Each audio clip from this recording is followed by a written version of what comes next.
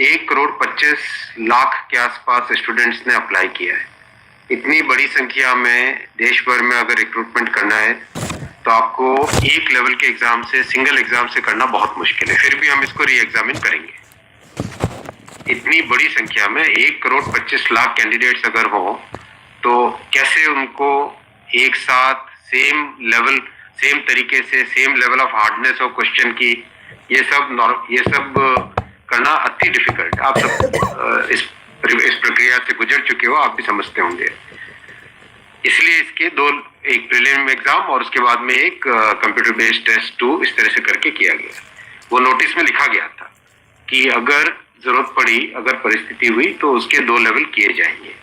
पहला ये। दूसरा आपका प्रश्न कि 10+2 में ग्रेजुएट्स को कैसे अलाउ करें।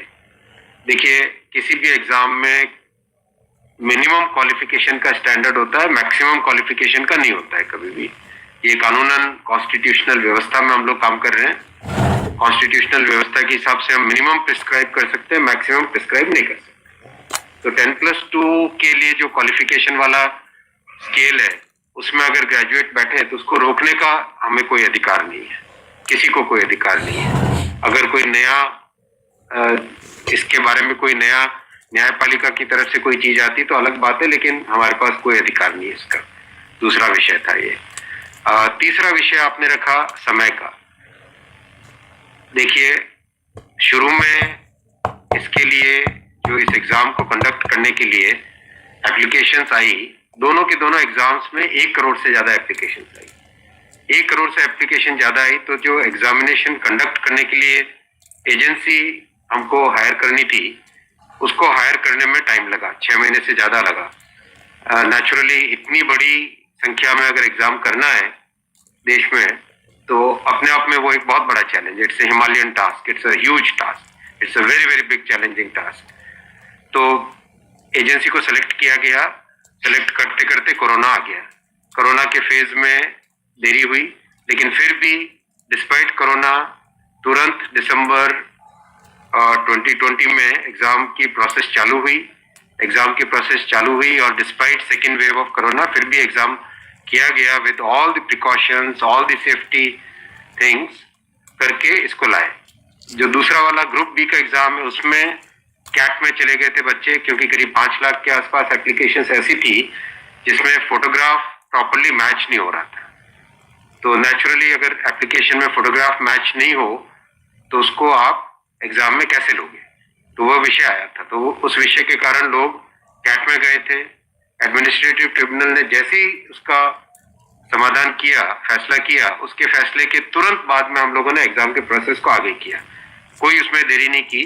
और हमारा, देखिए, हमारी सरकार, प्रधानमंत्री श्री नरेंद्र मोदी जी का इंटेंट हमेशा है कि मैक्सिमाइज करना है रोजगार को। इसीलिए आप देखिए, इतनी बड़ी संख्या में, यानी रेलवे में 1,40,000 टोटल, 1,05,000 ग्रुप डी की कैटेगरी में, लेवल 1 की कैटेगरी में, और लेवल 2 से लेवल 6 की कैटेगरी में 35,000 कैंडिडेट्स वैकेंसीज। 1,40,000 की वैकेंसीज लाना कोई छोटी बात नहीं है, बहुत बड़ी बात है। फिर आपका चौथा पॉइंट आप देखिए, ज्यादा से ज्यादा कैंडिडेट्स को फर्स्ट स्टेज से सेकंड स्टेज में जाने का मौका मिले, इसके लिए 2015 तक हमेशा प्रिलिमिनरी एग्जाम जो होता था, फर्स्ट स्टेज होता था, उससे 10 गुना लिए जाते थे, केवल 10 गुना लिए जाते थे। 2015 के बाद में पहले ये संख्या बढ़ा के 15 गुना कर दी गई, जिससे कि ज्यादा से ज्यादा कैंडिडेट्स को मेन एग्जाम के लिए जाने का मौका मिले। और 2019 में इस संख्या को 20 गुना किया गया, ताकि ज्यादा से ज्यादा लोगों को अवसर मिले, ज्यादा से ज्यादा लोग, क्योंकि फर्स्ट स्टेज जो प्रिलिमिनरी एग्जाम इतना बड़ा नंबर है कि उस नंबर में हो सकता है कुछ बाय चांस उस दिन तबीयत ठीक नहीं हो, कोई दूसरा कारण हो, समय पे पहुंच नहीं पाए, कोई भी कारण से मिस कर गया, तो मैक्सिमम लोगों को हमें चांस देने का इंटेंट है। इसी इंटेंट के कारण 20 गुना किया गया। जो 10 गुना था 2015 से पहले, उसको 20 गुना किया गया 2019 में।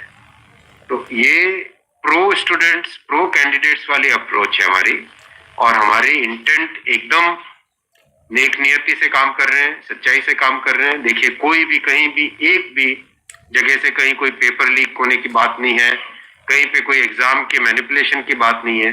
जो आज सिर्फ मुद्दा है, मुद्दा सिर्फ इतना है कि शॉर्टलिस्ट कैंडिडेट्स कितने किए जाए, यही मुद्दा है। इस मुद्दे को सॉल्व करेंगे, इसको भी हम बहुत सेंसिटिवली सॉल्व करेंगे। हमारे लिए छात्र हमारे साथी हैं, हमारे भाई हैं, हमारी बहनें जो एग्जाम दे रहे हैं, तो हमारे लिए बहुत इंपॉर्टेंट है, हम इसको बहुत सेंसिटिवली तस्वीर और दिखाई पड़ी बच्चों को लाठीचार्ज कल रात को आपने देखा, अगर तस्वीरें दिखाई हो हॉस्टल में घुस। मैं आपको इतना बताना चाहूंगा कि जो लोग किसी भी अपनी खुद की संपत्ति को अगर जलाते हैं, खुद की संपत्ति पे अगर अटैक करते हैं, उसको डिस्ट्रॉय करने की कोशिश करते हैं, तो उसमें जो प्रक्रिया पुलिस की होती है वो होनी, अगर हुई है, मेरी बात आप इसमें स्पष्ट रखिए कि मैं छात्रों को कह रहा हूं कि आपकी संपत्ति है, आप अपनी संपत्ति को जलाने के लिए क्यों बाहर निकले।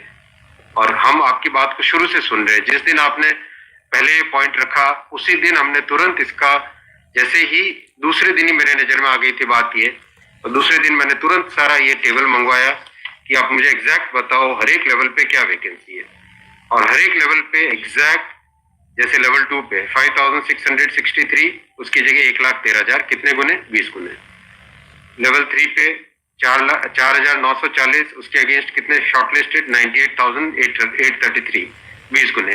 तो जो नोटिस के अंदर प्रक्रिया, जो प्रक्रिया एग्जैक्टली उसके हिसाब से किया है,